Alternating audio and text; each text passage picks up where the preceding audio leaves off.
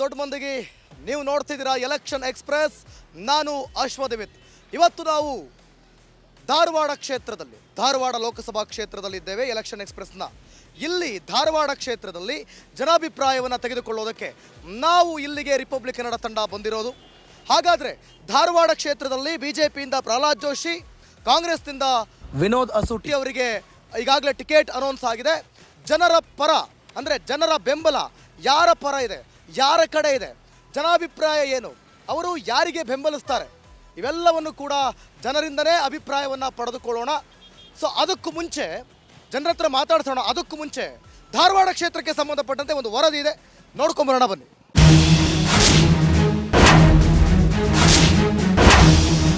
ಹುಬ್ಬಳ್ಳಿ ಧಾರವಾಡದ ಲೋಕಸಭೆ ಅಖಾಡ ದಿನದಿಂದ ದಿನಕ್ಕೆ ರಂಗೇರ್ತಾ ಇದೆ. ಕಳೆದ 4 ಅವಧಿಗೆ ನಿರಂತರವಾಗಿ ಬಿಜೆಪಿಯ ಪ್ರಹ್ಲಾದ್ ಜೋಶಿ ಗೆಲ್ಲುತ್ತಾ ಬಂದಿದ್ದಾರೆ. ಧಾರವಾಡ ಜಿಲ್ಲೆಯ 7 ವಿಧಾನಸಭಾ ಕ್ಷೇತ್ರಗಳ ಜೊತೆಗೆ ಹಾವೇರಿ ಜಿಲ್ಲೆಯ ಶಿಗ್ಗಾವಿಯೂ ಸೇರುತ್ತೆ. ಒಂದು ಕಾಲಕ್ಕೆ ಕಾಂಗ್ರೆಸ್ ಭದ್ರಕೋಟೆಯಾಗಿದ್ದ ಈ ಕ್ಷೇತ್ರ 1996ಕ್ಕೆ ಬಿಜೆಪಿ ಪಾಲಿಗೆ ಬಂತು. ಆ ಬಳಿಕ ಕಾಂಗ್ರೆಸ್ ಗೆಲುವೇ ಕಂಡಿಲ್ಲ. ಪ್ರಹ್ಲಾದ್ ಜೋಶಿ ವರ್ಸಸ್ ವಿನೋದ್ ಅಸೋಟಿ.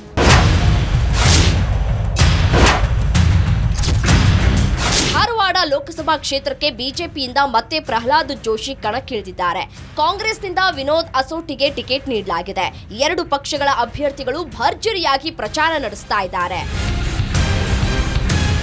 ಕಾಂಗ್ರೆಸ್ ಅಭ್ಯರ್ಥಿ ವಿನೋದ್ ಅಸೋಟಿ ಒಂದೇ ಒಂದು ಅವಕಾಶ ಕೊಡಿ ಅಂತ ಮನವಿ ಮಾಡ್ಕೊಳ್ತಾ ಇದ್ದಾರೆ. ಇನ್ನು ಪ್ರಹ್ಲಾದ್ ಜೋಶಿ ಮೋದಿ ಕೈ ಬಲಪಡಿಸಿ ಅಂತ ಪ್ರಚಾರ ನಡೆಸ್ತಾ ಇದ್ದಾರೆ. ಇವತ್ತಿನ ಎಲೆಕ್ಷನ್ ಎಕ್ಸ್‌ಪ್ರೆಸ್ ನಲ್ಲಿ ಧಾರವಾಡ ಲೋಕಸಭೆ ಕ್ಷೇತ್ರದ ಬಗ್ಗೆ ಮತದಾರರು ಹೇಳೋದೇನು ನೋಡೋಣ ಬನ್ನಿ.